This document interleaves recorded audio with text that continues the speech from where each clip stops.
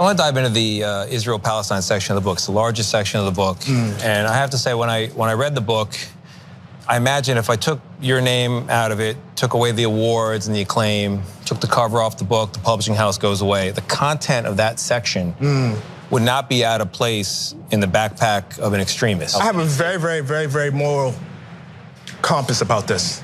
And again, perhaps it's because of my ancestry. Either apartheid is right or it's wrong. CBS Morning's co-host Tony Dokupil basically accused Ta-Nehisi Coates, as you just heard in that video, of being an extremist over the way he talked about or wrote about Palestinians and the ongoing conflict between Palestinians and Israelis in his new book, The Message. Now, the exchange was pretty wild to say the least, and we're gonna show you all of the highlights. But for me, this was the most powerful moment, and for this reason, Ta-Nehisi Coates will forever have my respect. Take a listen. What is it that so particularly offends you about the existence of a Jewish state that is a Jewish safe place and not any of the other states out there? There's nothing that offends me about a Jewish state. I am offended by the idea of states built on ethnocracy, no matter where they are. Muslim included. I would not want a state where any group of people laid down their citizenship rights based on ethnicity. The country of Israel is a state in which half the population exists on one tier of citizenship, and everybody else that's ruled by Israelis exists on another tier, including Palestinian Israeli citizens. The only people that exist on that first tier are Israeli Jews. Why do we support that? Why is that okay? I'm the child of Jim Crow. I'm the child of people that were born into a country where that was exactly the case, of American apartheid. I walk over there and I walk through the occupied territories and I walk down the street in Hebron.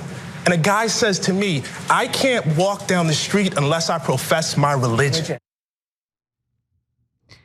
That was very clear. In fact, it reminds me of how Michael Brooks, who was Jewish himself, would talk about this conflict and why he had an issue with the treatment that anyone who isn't Israeli was met with in Israel.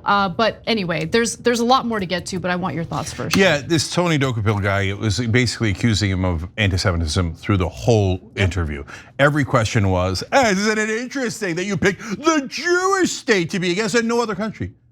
Wait, you think Ta-Nehisi Coates doesn't criticize any other country? What kind of an insane supposition is that? In reality, it's the exact opposite. Dokupil is saying, how dare you criticize Israel? Don't you know that their lives are much more valuable? Don't you know you have to lie about them and pretend that they're treating the Palestinians equally?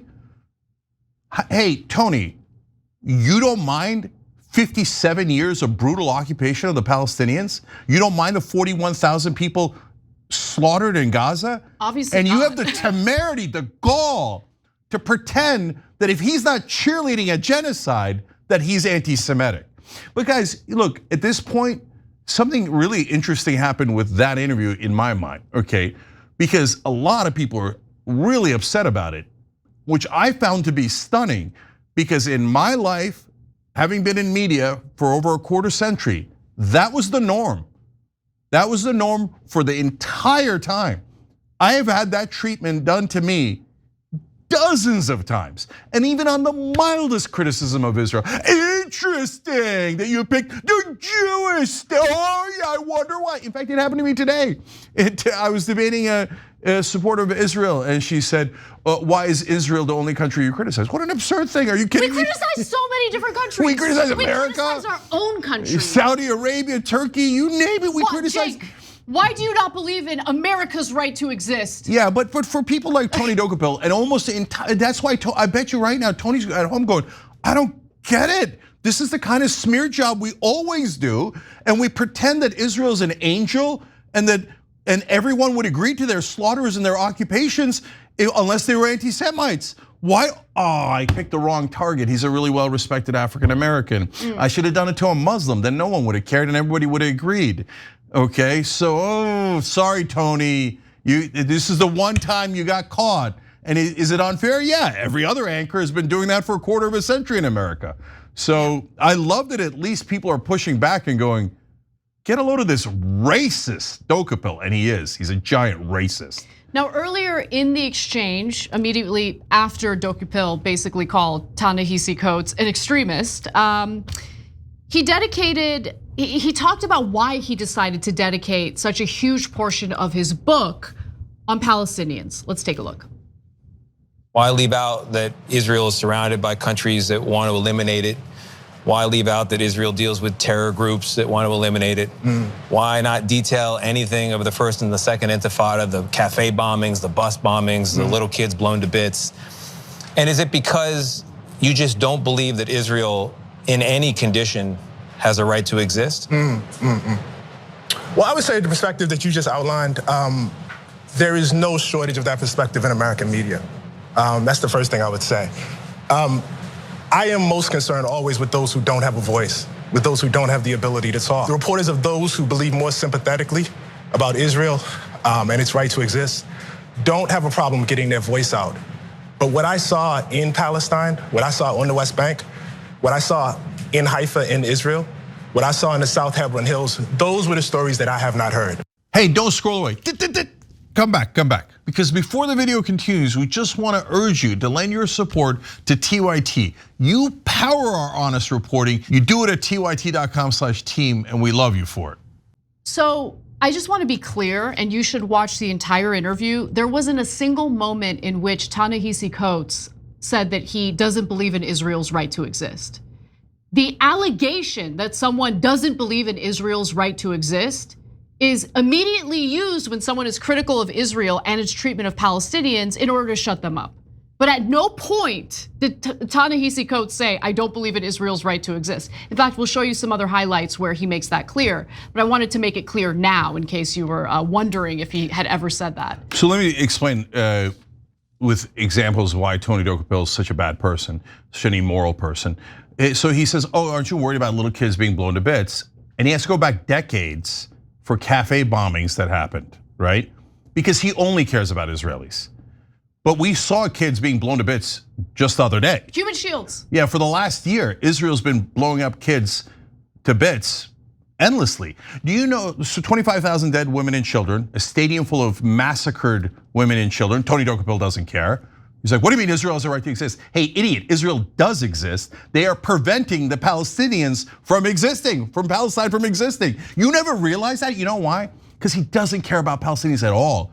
He finds them inanimate objects that are inconveniencing the Israelis. How dare they? Don't they know that they are ruled? They should know when they're ruled. So we showed you, and I mean, the world saw it. I mean, so many horrors of the emaciated kids, the kids that were crushed to death, blown up, etc. But the one that is just haunting and you can't get out of your head is the kid with no head that when they lit the tents on fire, right?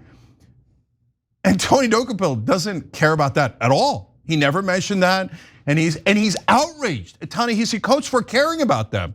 Don't you know they have inconvenienced the most valuable people on earth, the Israelis? And so if you're wondering why I called him a racist, because the occupation by definition is racist and it's apartheid, because it says it's not a limited occupation, it's not for a short period of time. Hey, we had to occupy them for a little bit, but then we did a peace deal and obviously then they got their state, we got our state, they're a sovereign country. No, for 57 years, the Israelis have said, and American media has regurgitated, the Palestinians are so violent by nature that they cannot be trusted to govern themselves in a sovereign state. Everyone else on earth can, but not the Palestinians. Well, when you say that, you're a bona fide, indisputable racist. So CBS has this racist working next to two black anchors.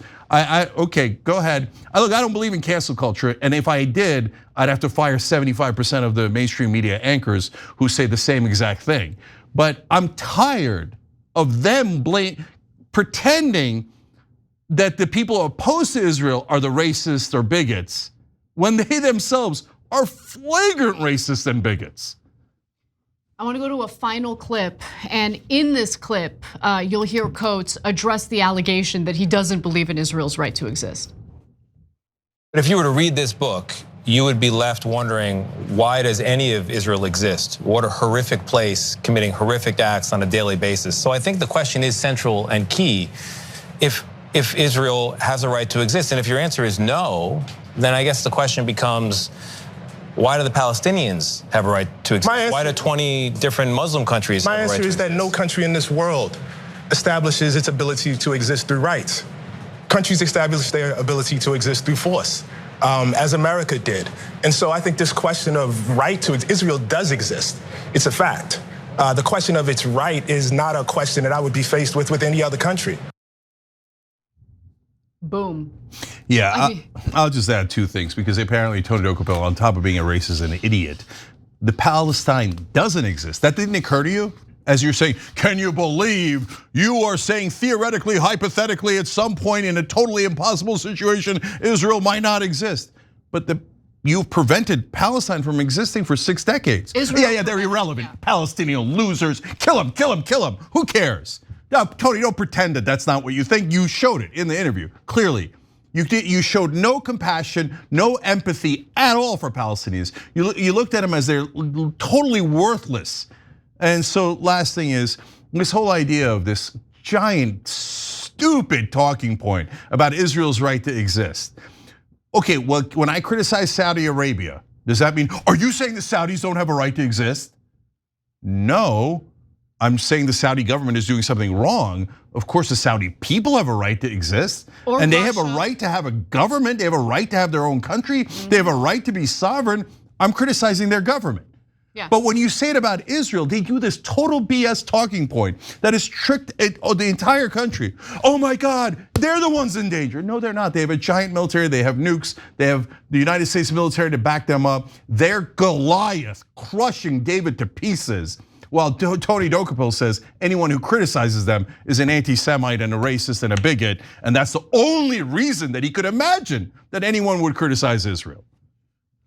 By the way, just emphasizing, they have nuclear weapons.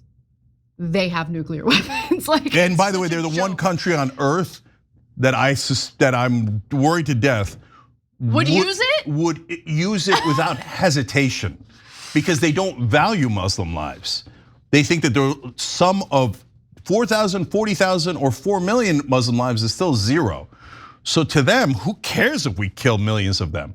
So look, that's the thing about Israel. They feel invincible. They feel they have a right to attack anyone they like and occupy people for decade after decade. But if they thought they were in actual danger for the whole country, is there anything Israel wouldn't do, given what they've done over the last 60 years? And I'm worried about what the answer to that is. Thanks for watching The Young Turks, really appreciate it. Another way to show support is through YouTube memberships. You'll get to interact with us more. There's live chat emojis, badges. You've got emojis of me, Anna, John, JR. So those are super fun. But you also get playback of our exclusive member-only shows and specials right after they air. So all of that, all you gotta do is click that join button right underneath the video. Thank you.